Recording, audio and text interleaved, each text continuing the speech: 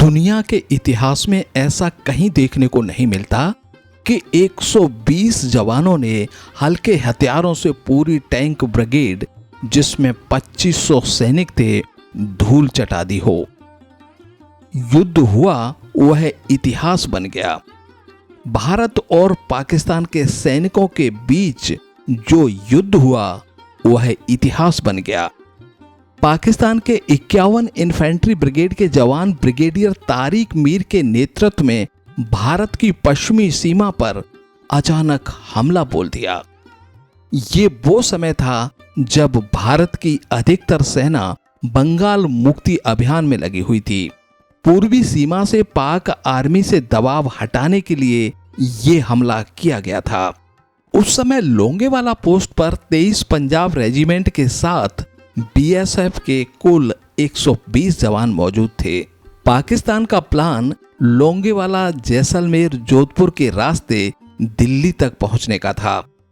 पाकिस्तान के सैनिक पिलर संख्या 632, 635 और 638 को पार कर लोंगेवाला पहुंचे थे। उस समय भारत की अल्फा कंपनी वहां पेट्रोलिंग कर रही थी। पेट्रोलिंग पार्टी को 5 दिसंबर की शाम को ही पाकिस्तान की तरफ से भारी वाहनों की आवाजें सुनाई देने लगीं। पाकिस्तान उस समय इन भारी वाहनों की आवाज को दबाने के लिए आर्टिलरी फायर कर रहा था। भारतीय पेट्रोलिंग पार्टी सतर्क थी।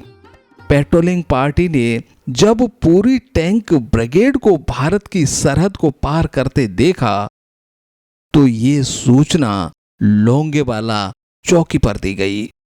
उस समय लोंगेवाला चौकी पर मेजर कुलदीप सिंह चांदपुरी कमान कर रहे थे। चांदपुरी ने दिल्ली मदद के लिए सूचना दी। दिल्ली से संदेश आया कि अभी हम आपकी कोई मदद नहीं कर सकते, चौकी छोड़कर पीछे हट जाओ। अब फैसला चांदपुरी के हाथ में था। सैनिकों से सलाह ली गई। यदि पाकिस्तान की टैंक ब्रिगेड को रोका नहीं गया तो जैसलमेर तक बड़ा भूभाग पाकिस्तान के कब्जे में चला जाएगा। सैनिकों ने मुकाबला करने का निश्चय किया और फिर भारत के 120 जवानों और पाकिस्तान की टैंक ब्रिगेड के बीच जो मुकाबला हुआ, वह इतिहास बन गया। सबसे पहले भारतीय जवानों ने सूझबूझ का परिचय देते हुए रेत के ऊपर रेकी के निशान और फुटप्रिंट को दूसरी तरफ मोड़ दिया।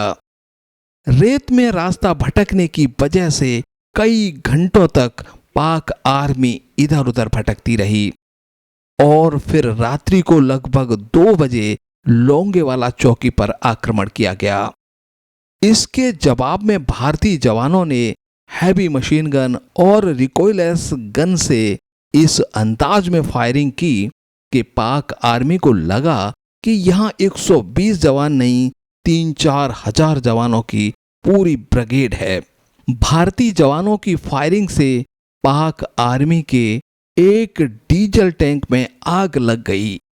उस आग की रोशनी का फायदा उठाकर भारतीय जवानों ने पाकिस्तान आर्मी के 2 टैंक उड़ा दिए। भारतीय जवानों ने चौकी पर तारबंदी कर खतरे के साइन बोर्ड लगा दिए थे। पाक आर्मी ने यहां पर बारूदी सुरंगें बिछी होने का अनुमान लगाया। इन बारूदी सुरंगों को साफ करने के लिए कई घंटे बर्बाद हो गए।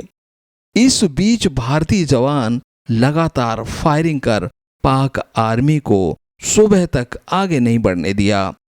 सुबह होते ही भारतीय वायुसेना के हंटर विमानों ने एक के बाद एक हमला करते हुए पाक आर्मी के 56 टैंक और 138 युद्धक वाहन बर्बाद कर दिए।